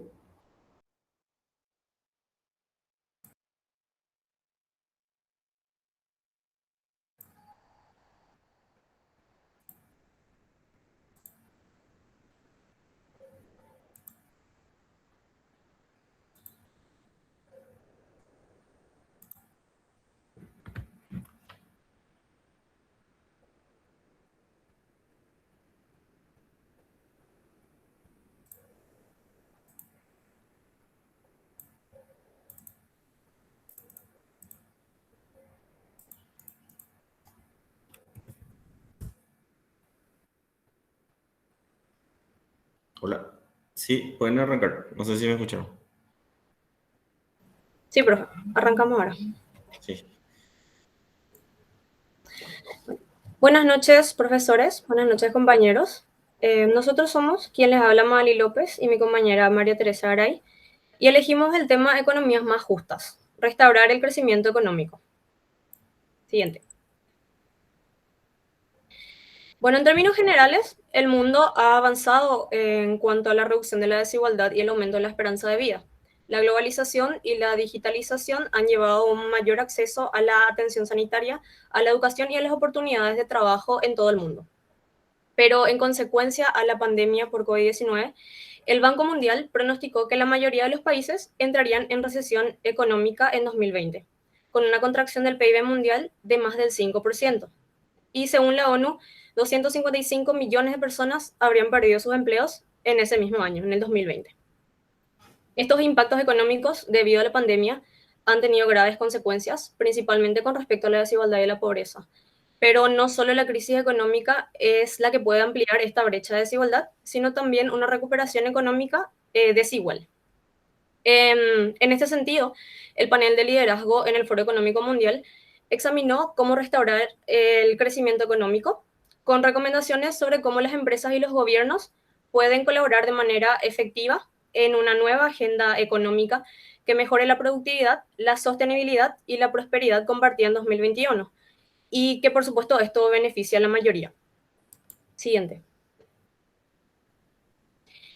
La primera exponente fue la presidenta del Banco Central Europeo, Christine Lagarde, y ella destacó que la recuperación económica en 2021 progresaría en dos fases. En la primera fase habría un alto nivel de incertidumbre. ¿Esto por qué? Porque se estarían produciendo las vacunas y se estarían distribuyendo y aplicando. Y también al mismo tiempo las medidas de bloqueo o restricciones, como le llamamos nosotros, podrían volverse más estrictas, más severas, de acuerdo a causa de las variantes del virus que fueron y siguen surgiendo. Por lo que el objetivo sería continuar apoyando a todos los sectores de la economía y asegurar que las condiciones de financiamiento sigan siendo favorables. Bueno, la segunda fase sería una fase de recuperación. Habría una reapertura económica, algo que traería consigo sus propios desafíos y aspectos positivos a resaltar y a tener en cuenta para la toma de decisiones. Siguiente. Entre los aspectos positivos se destaca los avances logrados en materia de digitalización, que el 20% del tiempo de oficina se realizó mediante home office o trabajo en casa. Los cambios tecnológicos que afectaron positivamente a los sectores que fueron más golpeados por la economía, por la pandemia, perdón, y cómo surgió una fuerte conciencia sobre el cambio climático por parte de las personas y de las naciones. Y se sabe que es un tema que debe ser tratado desde ya y que debe ser tratado con prioridad. Por otro lado, entre los desafíos se destaca el desempleo y cómo las personas se sienten desanimadas porque no pueden encontrar trabajo. También como las personas que son poco calificadas se han visto más afectadas que las personas que están mayormente calificadas, como los bloqueos o las restricciones afectaron a la economía y a todas las empresas, tanto a los sectores productivos como a los no productivos. Y también destaca que se redujo la inversión en innovación en Europa aproximadamente un 14%. Siguiente. Bueno, la presidenta Lagarde hizo hincapié en que se debe favorecer y apoyar críticamente la inversión, tanto desde la óptica fiscal como de la política monetaria. Las autoridades tendrían que mantener el rumbo y continuar apoyando estos esfuerzos. Al mismo tiempo, la inversión debería estar realmente enfocada en sentar las bases para una nueva economía y el coste del cambio climático debería incluirse para llegar a establecer un mecanismo de fijación de precios que reflejen la realidad. Siguiente.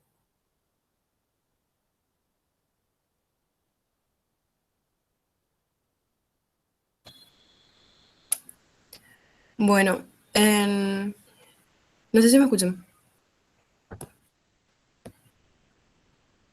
Adelante, Teresa. Bueno, en este foro de líderes voy a estar mencionando las ideas principales que estuvieron diciendo estos grandes exponentes, ¿verdad? En el caso de Peter Altmaier, que es el ministro federal de Economía y Energía de Alemania, él estuvo mencionando 3 puntos muy importantes, que es alentar el crecimiento económico a pesar de la pandemia en curso.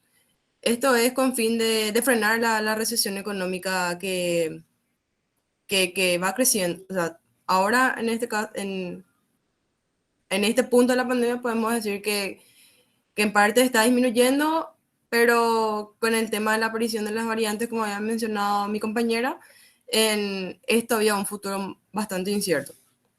El siguiente punto es crear sinergia entre crecimiento económico y una protección climática. Más adelante voy a dar énfasis en esa parte. Y también hacer mayor hincapié en lo que sería mercados abiertos. Básicamente sería como orientar una política monetaria. Mercados abiertos, en mantener un mercado libre, básicamente. El siguiente exponente que tocó varios puntos, el primero de ellos fue que la política fiscal debe ser muy activa para que siga apoyando a los sectores que fueron más afectados por la crisis. En este caso podemos mencionar, ¿verdad?, los países más desarrollados y los países subdesarrollados, ¿verdad?, que serían los más afectados. También en invertir en la innovación de nuevas tecnologías, como ya habíamos mencionado antes, el tema de la digitalización. Por otra parte, construir una economía sostenible que atraiga a más personas. También reducir esas desigualdades entre las naciones, referida al tema, en el punto, por ejemplo, del tema de la pandemia, de la repartición de vacunas, ¿verdad?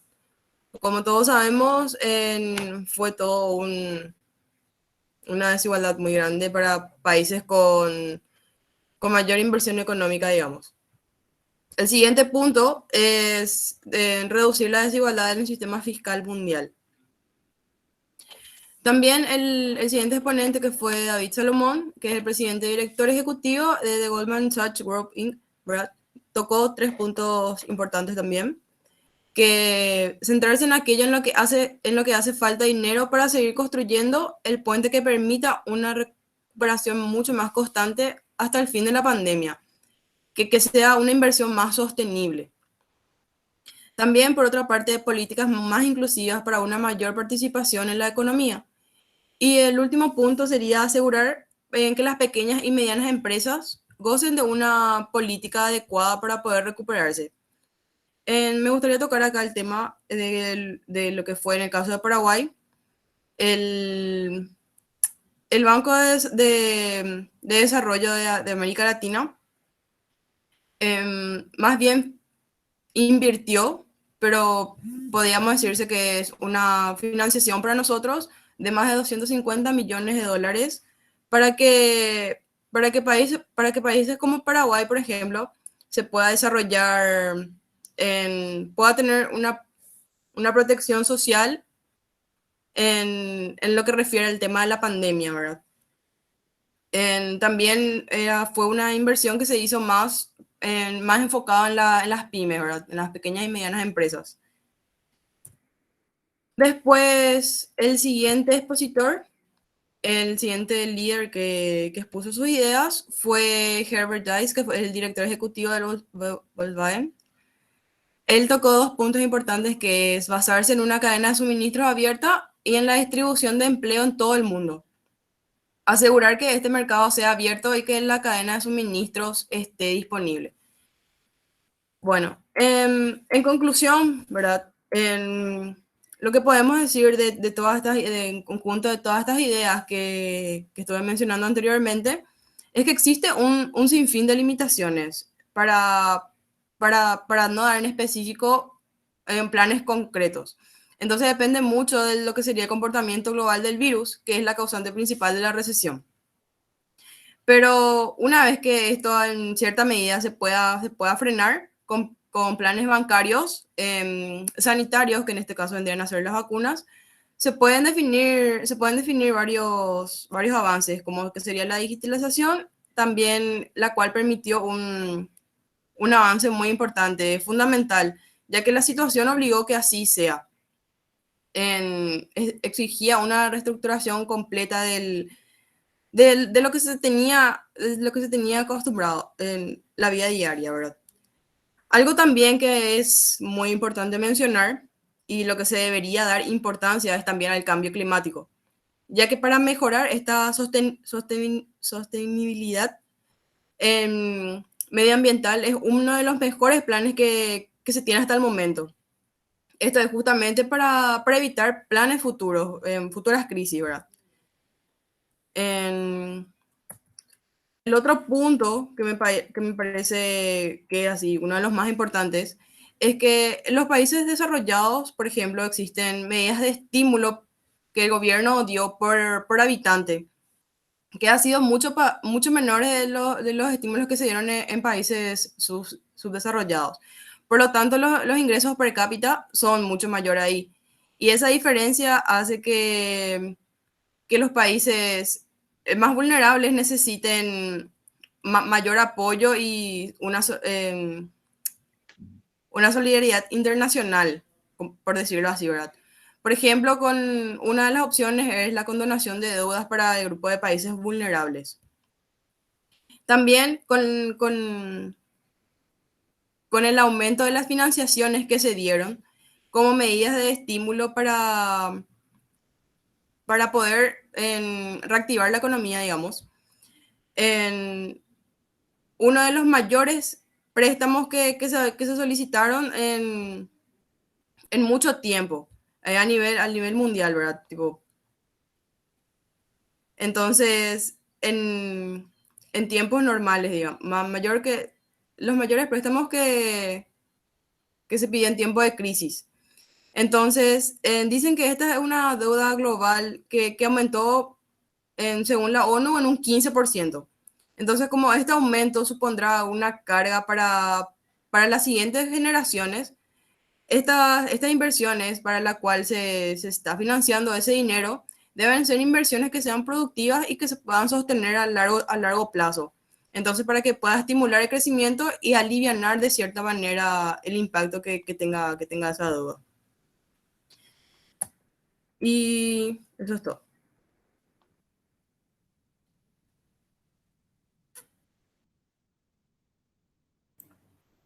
Ok, perfecto. Gracias, María Teresa y Magalí. Ingeniero Iván tuvo que retirarse por un compromiso familiar que tenía. A ver, justamente yo mencionaba a los grupos anteriores que la problemática del caso este que mencionábamos de los fleteros, por así decirlo, justamente tiene muchísimo que ver con el tema del cambio climático, ¿verdad? La recurrencia de la bajante del río anteriormente en Paraguay se daba como cada 100 años, luego se dio cada 50 años, luego cada 10 años, ahora se da ya prácticamente en forma anual y afecta enormemente a muchísimos sectores de la industria, ni qué decir a uno de los productos más importantes de nuestra economía, que es el agro, ¿verdad?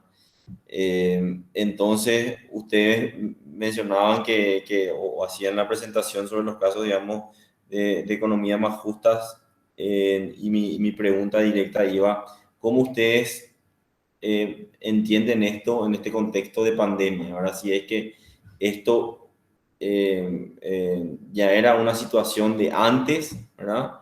Y la pandemia lo visualiza muy mayor, o por qué, digamos, buscan tratar este tema a nivel de este contexto de pandemia, siendo que desde mi punto de vista esto era algo que ya se venía de antes, ¿verdad?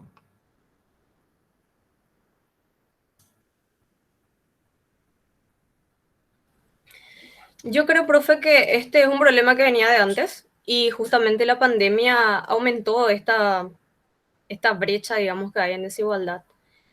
Yo justamente mencioné, creo que hubo un avance en cuanto a disminuir la desigualdad según los objetivos de desarrollo sostenible que está fijado para el 2030. Y justamente había un pequeño avance y lo que pasó con la pandemia es que esto se retrasó. El avance se retrasó e incluso en algunos puntos retrocedieron esos avances. Así que creo que ya existía, pero ahora hubo un retroceso y por eso se está tocando el tema, me parece a mí.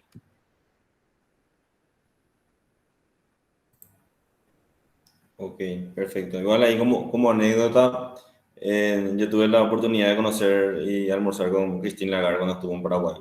Así que la verdad que una de las mujeres líderes a nivel global, cuando estuvo acá era presidenta del FMI, hoy es presidenta del Banco Central Europeo, ¿verdad? Creo que sigue aún trabajando ahí. La verdad que es una mujer impresionante, ¿verdad? Con una visión global. Y bueno, fue ministra de Economía de Francia anteriormente, tiene una trayectoria muy, muy buena y obviamente por ser mujer le da también como un valor superior, digamos, a los grandes cargos de liderazgo que ella fue ocupando en su trayectoria profesional, ¿verdad? Una crítica, por así decirlo, al trabajo. Tengo una pregunta y una, no sé si llamarlo crítica o es comentario que me parece que es importante también para todos los grupos, en donde no me quedaba claro cuando era una opinión de ustedes lo que presentaban o era una conclusión sobre el trabajo o eran comentarios de lo que ustedes sacaron, digamos, de referentes no sé, pues de Cristina, los distintos referentes que ustedes escucharon, ¿verdad? Entonces, eso también es súper importante en el momento de formular los trabajos, ¿verdad?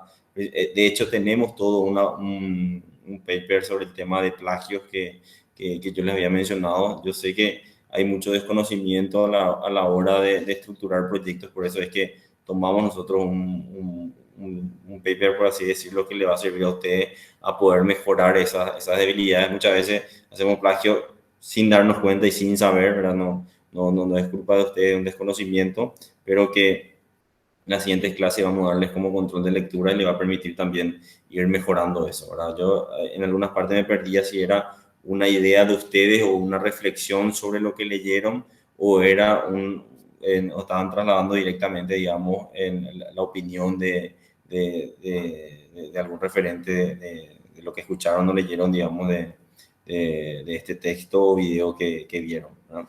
Y también el tema de las fuentes me parece súper importante, ¿verdad? Porque me llamó la atención que Teresa mencionó un crédito de 250 millones de dólares del Banco para América Latina, que entiendo que es la CAF, en este contexto de pandemia, ¿verdad? ¿De dónde sacaste esa información, Teresa?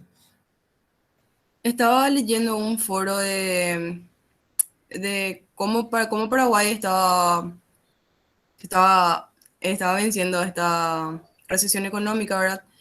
Y quería saber de dónde venían, ¿verdad? Estas inversiones económicas que se habían hecho, ¿verdad? Que es la cual se habla tanto. Eso es lo que estoy averiguando. Y los 250 millones de dólares la fuente es la CAF, pues eso es lo que me extraña, yo no conozco eso. Ay, tengo que buscar de nuevo, pero creo que era una fuente oficial. Ok, perfecto. Me llamó la atención el monto igual, pero puede ser. Podemos chequear eso. Perfecto, muchas gracias por la presentación. Gracias a ustedes, profe. En unos minutos mientras evaluamos les voy a decir quién es el siguiente grupo.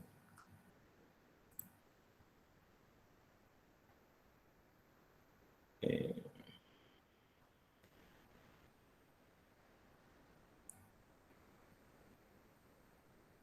Fabricio, Buenas, profe, sí, acá estamos.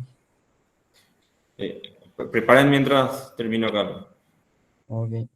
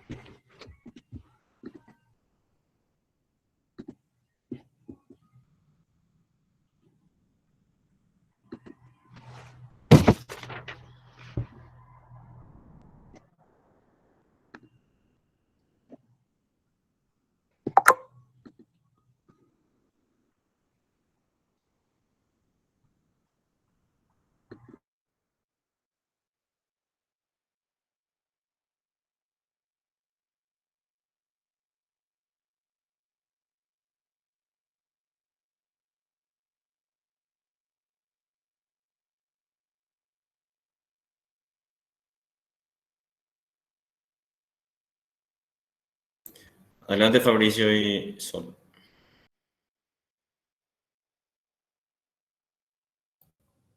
Parece que Fabri salió de la reunión, profe. Ahí entró. Ahí voy. Sí.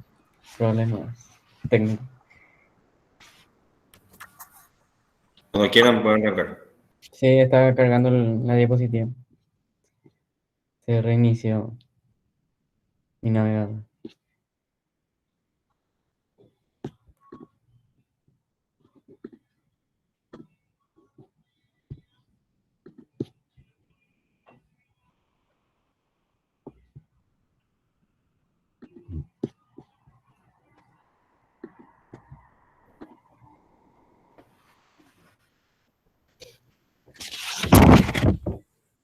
¿Empiezo, profe?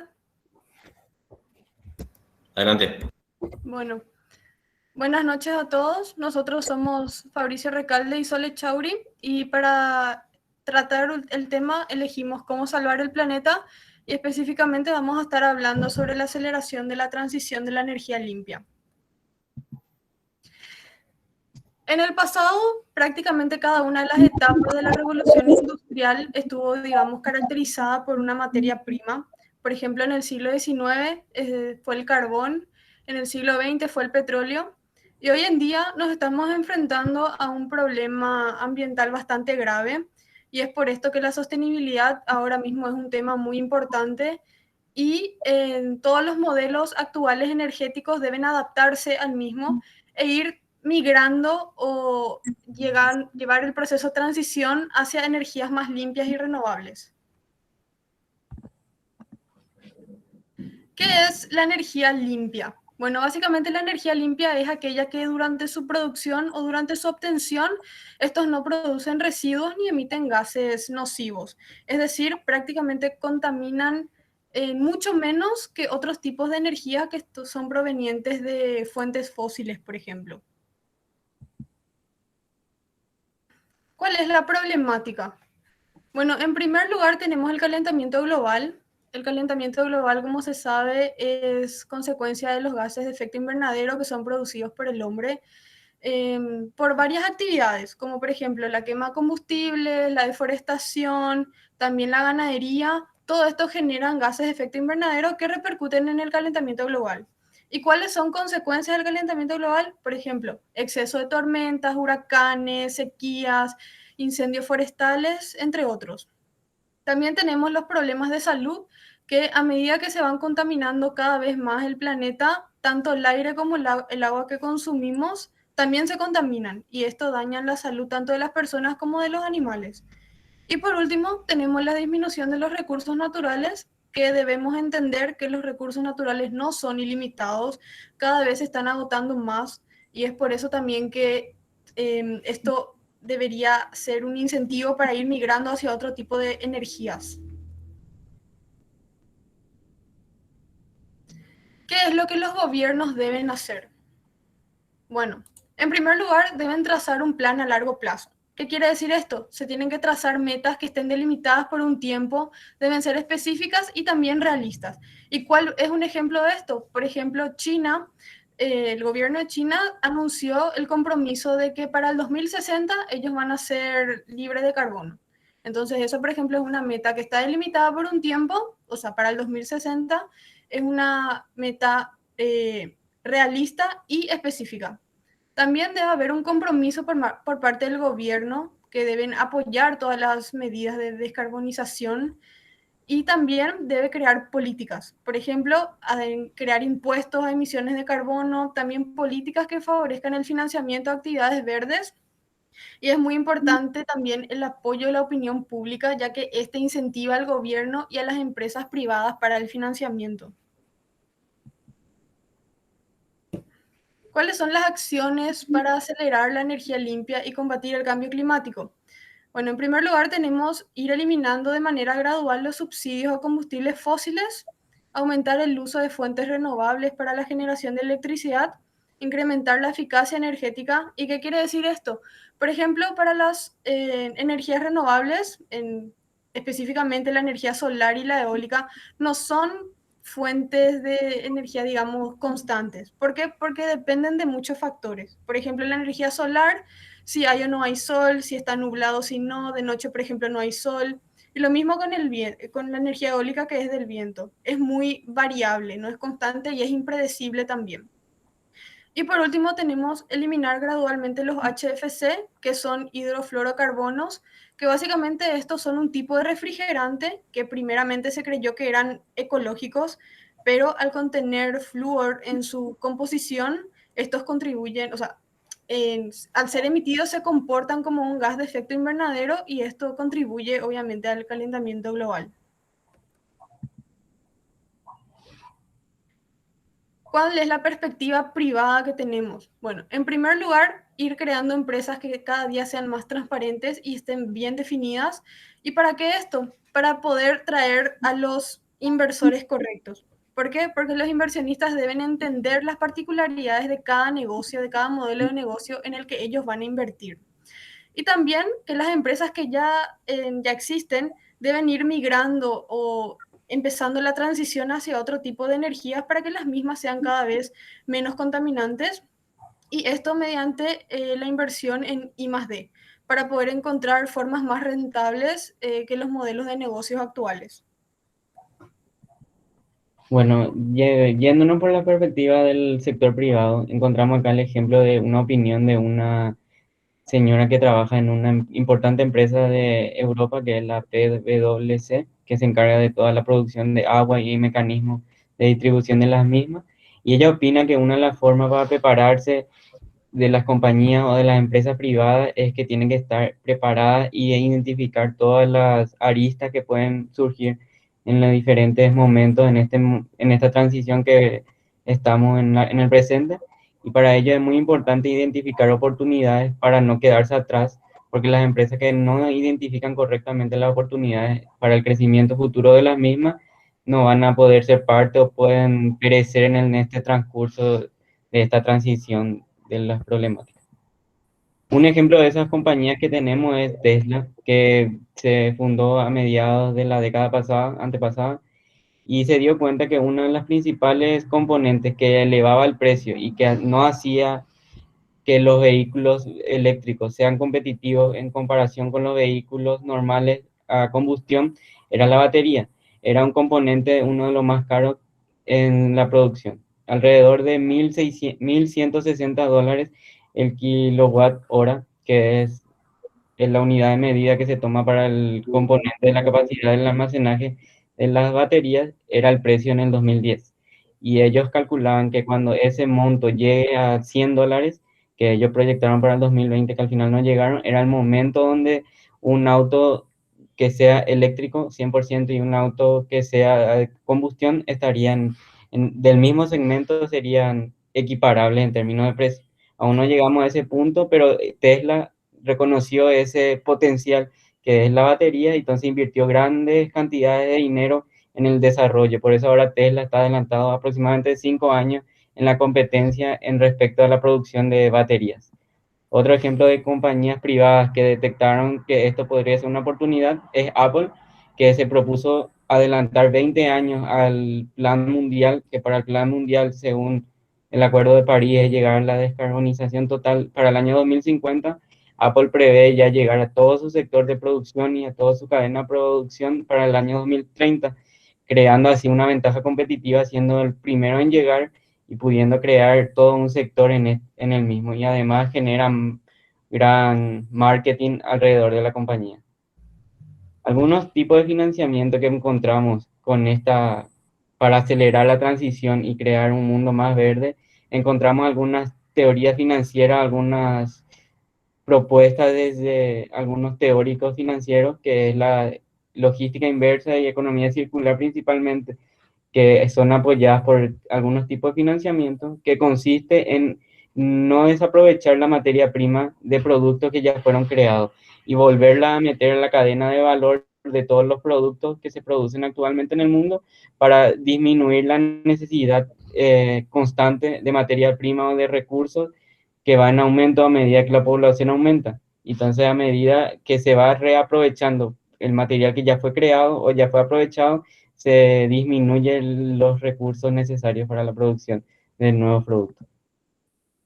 También tenemos ejemplos de políticas públicas que incentivan esta transición. Por ejemplo, en Madrid, en las zonas más céntricas, para aumentar el consumo de autos eléctricos, Madrid propuso que en determinadas zonas no puedan entrar autos que tengan emisiones de carbono muy altos o que sean netamente eléctricos, dependiendo de las distintas zonas. Holanda, por ejemplo, propuso para aumentar el uso de las bicicletas, por cada kilómetro que vos manejas con tu bicicleta te hacen un pequeño crédito de descuento para tu pago de impuestos. Y estas son formas de que se puede aumentar la transición con apoyo. La situación actual de Paraguay es que Paraguay tiene, como sabemos todos, la hidroeléctrica más grande del mundo y desaprovecha al máximo porque solamente un cierto porcentaje de la misma es aprovechada en Paraguay y el otro se vende, como vimos en la materia de negociación. Y además, como sabemos, Paraguay está en un lugar, está en el trópico, cerca del trópico de Capricornio, en Concepción, y tiene gran potencial para futuros rendimientos de energía solar. Y además, creemos que a Paraguay le falta políticas por parte del gobierno en este sentido. También hay una brecha que vimos que, según estudios, no se llega a las previsiones para el 2050 de los objetivos que se fijaron en París, y creemos que es una problemática bastante grande. Y por eso, aunque todas las compañías hagan la transición, igual se prevé que no se llegue tanto, y vimos una solución de una investigación de Europa, más específicamente una universidad española, que propone hacer captura de CO2 para enterrarlas y volverlas menos nocivas. Muchas gracias. Aquí pusimos una bibliografía por si les interesa.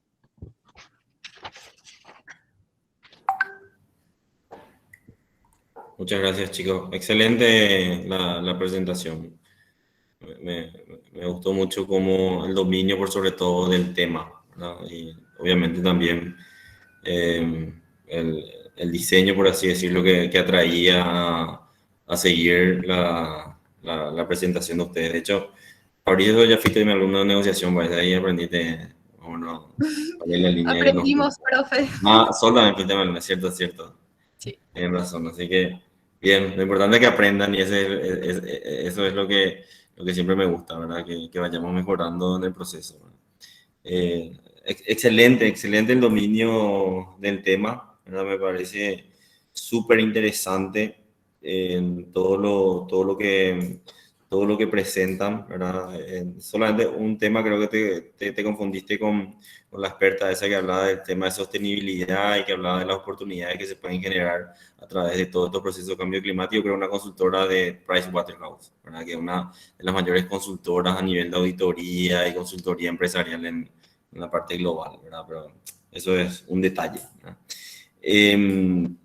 Otro tema como dato, ¿verdad? Que en estos días también había leído que me pareció interesante. Creo que la Mercedes-Benz había lanzado que para el 2030 ellos iban a tener 100% autos eléctricos, ¿verdad? Así que a partir de dentro de 8 años, aquel que quiera manejar un Mercedes del año va a tener que manejar un Mercedes eléctrico, ¿verdad? Así que esas son iniciativas, la verdad, de megacorporaciones que hacen que se mueva también el avispero global, por así decirlo, ¿verdad? Porque obviamente todas las otras marcas las empiezan a seguir, y si ellos planifican y toman ese desafío que en general vos hablabas, creo que para el 2050 es lo que se espera, que todas las marcas ya sean absolutamente eléctricas. Bueno, aquellas que vayan ganando, digamos, el salto y sean las primeras en llegar, se pueden llevar también una parte del mercado interesante, ¿verdad?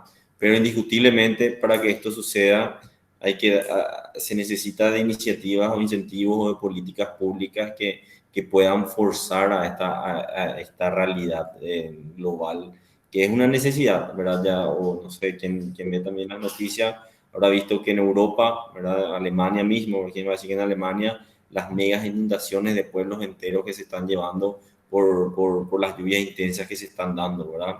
O los megas incendios que se están dando también en Europa, ¿verdad? Por la sequía. Bueno, y todo el cambio climático no es más un discurso nomás como retórico y que parece que los ambientalistas nomás están buscando cómo conservar el planeta, ¿verdad? Es una realidad que yo creo que nadie más puede desconocer, ¿verdad? Pero de todo lo que ustedes leyeron y analizaron, mi pregunta es, y lo mencionaba Fabricio en una de las diapositivas, que muchas empresas de repente toman ciertas iniciativas, pero más como una estrategia de marketing a un compromiso verdadero de transformación, ¿verdad? Y a nivel local yo creo que hay contadas empresas que de verdad tienen ese compromiso con la sostenibilidad ambiental y que de verdad están estructurando, digamos, sus procesos y sus productos, ¿verdad? Capaz hacia una economía circular o hacia productos que sean mucho más sostenibles en el largo plazo y que sean menos contaminantes, ¿verdad? Pero mínimo, ¿verdad? O sea, yo creo que la gran mayoría aún usa mucho o aprovecha mucho de esto para marketing, más allá de verdad tener una convicción de transformación en su servicio que prestan a los productos que entregan a la ciudadanía. Y ahí viene mi pregunta, ¿verdad? ¿Ustedes qué creen, cuáles creen que son las barreras, ¿verdad?, que hoy se identifican y que de repente en lugar de estar aprovechando simplemente como una oportunidad de un marketing en el discurso, ¿verdad?, de verdad las empresas tomen este compromiso o esta conciencia hacia un modelo un poco más sostenible respecto al cambio climático? En Paraguay diría yo que el principal problema es la falta de regulaciones ambientales y como hay un desajuste o una ventaja contaminando, la gente opta más por ese sistema de contaminación antes que apostar por un sistema más limpio. En Europa, por ejemplo, se facilita más esa situación porque el gobierno luego ya restringe la contaminación, entonces ya va apuntado, todas las compañías van apuntando a un sistema más de cada vez menos contaminación y al crearse ese tipo de mercado donde se prioriza o se premia el, el sistema de las cosas que se hace bien, todo las empresas quieren jugar ese tipo de juegos, estar en ese tipo de ambiente. Y en Paraguay, el más vivo, siempre el que contamina más, el que hace más eso y ser limpio pues es caro y además necesita una organización. El año pasado, por ejemplo, el semestre pasado hicimos un análisis, o en una materia entrevistamos a Soñolar, que tenía la 14.000, o la 18.001. 14.001. 14.001 que es sistema ambiental y fue prácticamente una exigencia o un mecanismo para poder exportar sus productos a otros mercados. Y en Paraguay hay pocas, estamos buscando a qué empresa entrevistar y muy pocas tenían esta certificación porque, como digo, es muy caro, es un compromiso que no todos quieren asumir. Ahora, creo que esa es la principal barrera en Paraguay, la Pasa informalidad. que es una reestructuración completa prácticamente. Entonces, la gente o las empresas o el gobierno como tal nunca quieren mirar a largo plazo porque es como que yo no voy a ver más esto en mi mandato, entonces no me interesa. También mucha falta, la educación también no es algo que se enseñe y así. Falta total de compromiso por parte del gobierno en primer lugar y educación también, yo creo. Ok, perfecto. Mira, o sea, traigo como punto algo que mencionaban las compañeras anteriores, Magali y Teresa, que de hecho lo anoté, ¿verdad? Ellos mencionaban que uno de los ponentes decían que el costo del cambio climático debería estar de alguna u otra manera en el costo o en el precio final de los productos, ¿verdad? Para finalmente ser todo igual de competitivo, ¿verdad? Porque si solamente yo, ¿verdad?, tomo conciencia, invierto, ¿verdad?, en todas estas soluciones y técnicas ambientales de mayor sostenibilidad que, como bien decía Fabricio, requiere de mayor inversión, requiere de mayores costos, de distintos procesos o de adaptar los procesos en los cuales estoy llevando, genera un desincentivo o genera un incentivo, por así decirlo, a aquellos que el mercado igual consume un producto que está contaminando, pero porque es menor precio, me gana por precio finalmente, ¿verdad? Entonces ahí me gustó mucho la respuesta de Sol, que viene indiscutiblemente por el lado de educación, por sobre todo a los consumidores, ¿verdad? Los consumidores deberían poder penalizar, ¿verdad?, que aquellos productos que no tienen una visión de sostenibilidad, que puede ser a través del proceso de economía circular o que no estén certificados, ¿verdad? Con las distintas ISOs que pueden haber en el tema ambiental, no, por más que sea más barato, no sea un producto que yo lo consuma. Entonces, se puede trabajar desde el lado de educación, indiscutiblemente. Se tiene que trabajar por el lado regulatorio y de las sanciones, como siempre Paraguay el país donde las sanciones o lastimosamente el poder judicial, ¿verdad?, se vista gorda en muchos de los procesos. Bueno, también es una de las grandes debilidades y por el cual también tenemos pocas inversiones extranjeras en Paraguay, ¿verdad?, por esa debilidad jurídica que tenemos lastimosamente.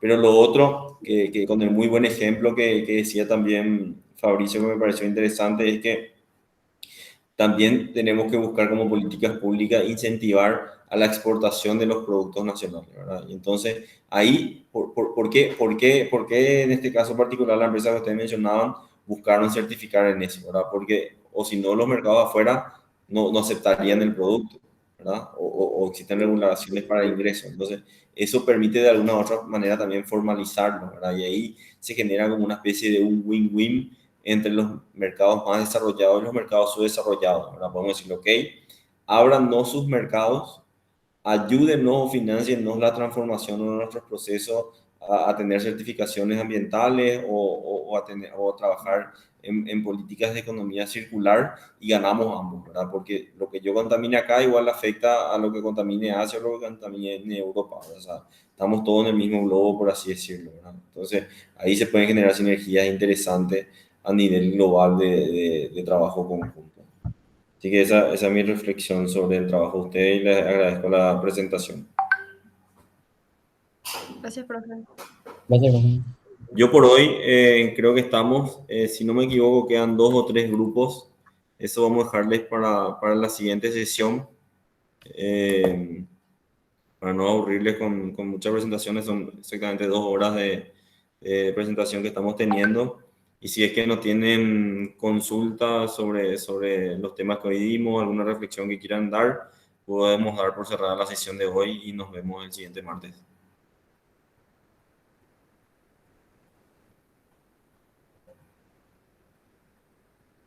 Ok, si no hay más consultas, les agradezco a todos su participación y espero que todos estos temas les haya gustado y por sobre todo hayan aprendido sobre la presentación y reflexiones que fuimos dando. Saludos a todos. Ok, gracias, profe. Hasta luego. Hasta luego. Gracias, profe.